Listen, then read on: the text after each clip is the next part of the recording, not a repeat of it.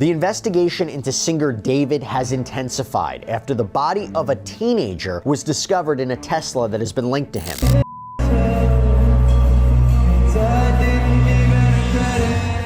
This whole Celeste and David situation has taken a turn from dark to downright horrifying. Federal agents say they've finally uncovered the complete timeline, and what it shows about David's involvement is beyond disturbing. But just when everyone thought the story was over, David's own brother, Caleb, dropped a bombshell that's shaking everything we thought we knew. Was David really the villain here? Or has he been framed this whole time? Let's break down the Fed's timeline, Caleb's shocking statement, and the evidence that could flip this entire case upside down. So, here's how it all supposedly went down according to investigators. The Feds built this timeline that looks seriously bad for David. Every piece of it paints him into a corner. It all traces back to late 2021 or early 2022, when David first met Celeste online through Fortnite. He was about 16 or 17, while she was only around 11 or 12. That alone sent up red flags, and federal agents weren't brushing it off. Then, on March 28, 2022, David dropped a song called Decide. The lyrics include the line, "Save your tears 7 years." A lot of people believe that was him hinting at Celeste's age, like he was waiting for her to turn 18. Super disturbing, right? Jump to September 7th, 2022, Celeste's birthday. David released Romantic that exact same day. Sure, artists often connect their music to real moments in their lives, but investigators flagged that as being way too intentional. By October, Discord chat logs started popping up. David was caught asking, "Is Celeste in here?" And she responded. Then in 2023, things started spiraling. On one Twitch stream, David was seen laughing with Celeste about some controversial stuff before quickly panicking and telling her to delete the VOD. That moment alone had investigators raising eyebrows. Then February 2024 hits. Celeste's mom reports her missing for the first time. Around the same time, people start flooding David's comments saying things like, "LAPD is going to catch you for messing with a 13-year-old. Not long after, new photos of the two together start surfacing. Every time she vanishes, somehow there's proof she's still with him. By spring 2024, it's the same cycle. Celeste disappears, reappears, then goes missing again. By June, she's spotted backstage at one of his shows. By August, people on Discord are literally saying, "Drop the one with the missing girl, Celeste." The internet seemed to piece things together before the authorities even did. The body in the car. Here's where the story goes from bad to absolutely chilling. In September 2025, investigators discover a body, dismembered and hidden inside the trunk of a Tesla. And not just any Tesla, one that's registered to David. You can see why the feds felt like they'd just sealed the case. It looked like the final nail in the coffin. What followed was a domino effect. Within days, police raided his manager's home, his record label dropped him, and David started scrubbing his online presence, wiping his Reddit history, and locking his Fortnite stats so no one could track his activity. At that point, the entire timeline the feds had built seemed rock solid. Every clue, every date, every detail appeared to circle back to him. But then came the twist no one saw coming. Caleb, David's own brother, started poking holes in the very same timeline the feds were so confident about. He's claiming those receipts everyone's waving around don't actually prove David's guilty, they prove he was set up. That accusation flipped the entire narrative upside down. Not long after the feds went public with their version of events, the internet caught fire with new rumors. Some people began suggesting that Caleb wasn't just speaking out. He might actually be cooperating with the cops. Reddit threads started accusing him of being a snitch, saying his own music hinted that he knew more about Celeste and the situation than he ever let on. If those claims turn out to be true, Caleb wouldn't just be the brother exposing secrets, he'd be the one helping law enforcement piece everything together. And in the hip-hop world, that word snitch carries serious weight. Some fans see it as betrayal, Others are saying it's the only form of justice left in this mess. Let's roll it back, because this is where the wildfire really started. The rumors about Caleb didn't just pop up out of nowhere. They snowballed. First came whispers that David's own brother was quietly working with the police. According to the chatter, Caleb was supposedly disturbed by the allegations swirling around David and decided to step in. Meanwhile, Reddit's self-appointed detectives were doing what they do best, digging through lyrics, old tweets, archived videos, anything. They claimed some of Caleb's bars lined up almost eerily with the timeline of what went down between David and Celeste. Then, as if the internet didn't already have enough fuel, a blurry backstage photo appeared online. It allegedly shows Caleb standing next to Celeste at one of David's concerts. That single image pushed things from speculation to outright frenzy. Suddenly, people weren't just gossiping. They were demanding answers. Did Caleb actually know what was happening? Was he staying silent to protect his brother? Or is all of this just him trying to clear his name before the situation drags him under too? Right now, we honestly don't know. Nothing has been officially confirmed by the LAPD. No statements, no press releases, nothing concrete to say whether Caleb's cooperating or not. But here's the thing about silence online. It doesn't kill rumors, it feeds them. The less people know, the more they fill in the blanks themselves. Some outlets have gone as far as reporting that Caleb has been working closely with authorities, and fans didn't wait for proof. They took that headline and ran with it. Whether that's grounded in fact or just clickbait dressed up as journalism, the damage is already done. Caleb's name is now woven into this case like a subplot nobody asked for. And this leads to the million-dollar question. If Caleb is cooperating, what's his angle? Is he trying to cut himself loose from David before federal investigators start connecting dots to the entire circle around him? Remember, David's manager has already had his home raided. The label dropped David almost instantly. People closest to him are vanishing, pulling away, trying to save themselves. Caleb stepping into the role of informant brother could be his way of surviving, or it could be him quietly helping law enforcement nail David to the wall. Here's where it gets even darker. If Caleb really is passing information to investigators, then all those cryptic songs, voicemails, even the tattoos that fans once brushed off as weird, could suddenly be reframed as evidence. Not coincidences, not creepy Easter eggs. Evidence. The kind that could push David's case over the edge and turn speculation into prosecution. Caleb flips the narrative.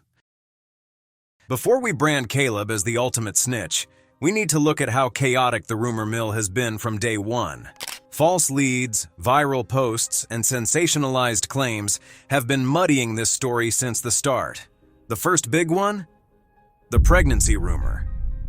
One post on X racked up more than 2.5 million views, claiming Celeste was pregnant when she died, and that infant remains were found near David's home. That single claim shocked fans to the core.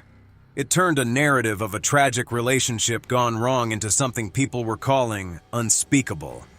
But the truth, that entire claim has been debunked. No official reports, no forensic confirmation, nothing from law enforcement, just raw speculation that spread like wildfire because people were desperate for any kind of explanation. Then came the story about Celeste's aunt. This one got messy fast.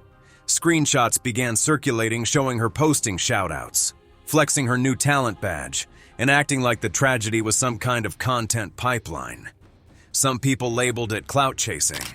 Others defended it as her way of coping with unimaginable grief. Either way, it had fans looking at the family dynamic sideways. And that's the problem. All this noise, the fake leads, the family drama, the viral theories, makes it nearly impossible to separate fact from fiction. On one side, you've got federal investigators quietly and methodically building a case.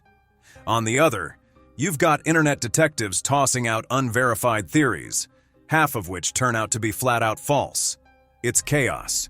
But here's the kicker. That chaos might not even be random. When the internet gets flooded with lies and distractions, real evidence gets buried. If somebody wanted to cover their tracks or throw the public off the scent, seeding social media with rumors would be the easiest way to do it. Which raises the ultimate question: are these wild claims just fans grasping for answers? Or are they part of something much bigger designed to cloud the truth and control the narrative? And this is where the story starts to cross over from disturbing to downright chilling. While the internet's been running in circles over false leads and viral rumors, some of the most unsettling clues might have been sitting in plain sight the entire time, hiding inside David's own music. People are starting to comb through his lyrics, his interviews, even old texts, and what they're finding feels less like random coincidences and more like full-blown confessions dressed up as art. If the federal timeline and Caleb's rumors weren't already dark enough, the heaviest evidence might actually be embedded in David's creative output. Every lyric, every hidden voicemail snippet, every breakdown on stage, fans and armchair detectives are tearing it all apart, and what they're uncovering doesn't sound like an artist venting. It sounds like someone leaving breadcrumbs. To understand how that theory took hold, you have to go back to David's upbringing. His parents pulled him out of school and homeschooled him, raising him inside a strict, highly religious and tightly controlled household. He confirmed all of these details himself during his interview with Dazed. People close to him say he was already fascinated with dark themes as a teenager: blood, death, violence, long before video games and online isolation magnified it. Then he blew up on the internet. Money started coming in, his songs started trending, and suddenly his parents loosened their grip. That new freedom mixed with his obsession with Celeste might have been the perfect storm. Because for a lot of fans, Celeste wasn't just another girlfriend in his orbit. She was the center of his entire twisted world, almost like his muse and his obsession rolled into one. That's why one of the most popular theories floating around right now is that David took her life sometime between October and January, either just before or right after he finished his last album. And when you start digging into that album's lyrics, the themes, even the tone of his interviews from that period, the theory stops sounding like a conspiracy and starts sounding like a real possibility. In one particularly eerie moment, David said, "That's what I feel for my art. It's beautiful for a time, so my music is only here for a temporary time. Withered is the process of going back to where I came from. I wanted the album to sound like a goodbye, a send-off to the next era, or whatever I'm doing next." He confirmed this sentiment again during an interview with Zach Sang. Taken at face value, it's just a moody artist talking about moving on. But with everything that's surfaced, the timeline, the missing person reports, the rumors around Caleb, the lyrics about time running out, those words now feel loaded, like a hidden farewell message woven into his art. This album is my life. Like, Withered is my life. Petals of Thorns and Lost Petals are what I wanted my life to be, and then Withered is my life. Looking back, fans can't help but wonder, was that interview David's farewell to his career? Or was it his final goodbye to Celeste herself? David often talked about what he called the invisible string theory, the idea that certain people are tied together by fate, no matter how far apart they drift. He mixed that with references to the Korean concept of inyon, a kind of emotional bond that's so powerful, it can tether two people together, even when the relationship turns toxic or destructive. To him, those ideas weren't just romantic philosophy. They were almost like a personal creed, something he lived by. Basically, it's a South Korean ideology where from birth, we're connected to our soulmate. It can be a lover, friends, teachers, anybody. You're connected to them from birth, and you're led to them through the course of your life. If you build up too much bad karma, that can be severed, or if you do somebody wrong, that connection is severed, and it's non-repairable. David once admitted that the real twist of fate, the irony, as he put it, was that the very person who taught him about these deep emotional bonds once begged him, "Don't leave me." But in the end, she did. She left, and she never came back. That person, he said, was no longer in his life. And when you line that up with the timeline, it's hard not to think of Celeste. The parallels are haunting. Then there's the flower symbolism, something fans have analyzed to death. His album Withered was already steeped in themes of decay, endings, and rebirth. But when he started teasing a deluxe version reportedly titled Japanese Lily, things got even creepier. In Japanese culture, the red spider lily symbolizes death, mourning, and the separation between life and death. It's the flower that blooms as summer fades into fall, the moment when warmth turns cold. To some, it sounded like a poetic metaphor for change, a new chapter in his artistry. But to others, it felt like a quiet, coded reference to Celeste's fate. And then comes what many fans call the smoking gun, Celeste's actual voice woven through his music. In tracks like I Never Needed You and So Long Goodbye, her voicemails echo in the background, crying, slurring her words, apologizing, saying she misses him. It's raw, unsettling, and feels far too personal to be just creative sampling. In one of those clips, Celeste can be heard saying, "You're always the one calling my phone. You have to figure out what's going on with you. Why are you calling me? Why did you call me and say I'm sorry? I didn't want to go and change the narrative and say something completely different." Hearing Celeste's real voice woven into those tracks, vulnerable, emotional, and seemingly trapped inside a song, has shifted the entire way people look at David's catalog. What once passed for raw breakup art now feels like something much darker. Love letters, guilt trips, or even confessions wearing the mask of music. Taken together, it paints a chilling picture. A young girl trying to pull away, and a boy who simply refused to let go. The SoundCloud track, Satan's Pursuit, released in late 2023, took things even further. In it, David raps, "It kills me slowly day by day. I need to find somewhere to clean my thoughts, but I'm not happy at all. I let Satan pursue me. I still miss you the way it was before I threw my life away." For many listeners, that didn't sound like an edgy verse. It sounded like a confession, like he was documenting his spiral in real time. And it wasn't just the recordings. His live performances started to feel more like public breakdowns than shows. In April 2025, during the BandLab experience, David broke down sobbing halfway through Afterlife, unable to finish the song. Then again in June, performing the same track live, he had another visible collapse on stage. Fans walked away unsure if they'd just witnessed grief, guilt, or both. But either way, the energy in the room was shaken. Stack all of this together, the release dates tied to birthdays, the death and decay flower imagery, the invisible string theory, Celeste's actual voice buried in his tracks, the onstage breakdowns, and you get a portrait that's hard to dismiss as coincidence. To a lot of fans, it's not just art anymore. It's obsession preserved in real time. And that leads to the darkest theory yet. The one some people whisper but few say out loud. That David took Celeste's life, lived with the secret for months, then hid her body in a Tesla, hoping it would be towed or destroyed before anyone found it. Some even speculate he wanted to get caught, because why else scatter so many potential clues in his songs, interviews, and performances? But there's another question buried inside all of this, and it might be the most damning of all.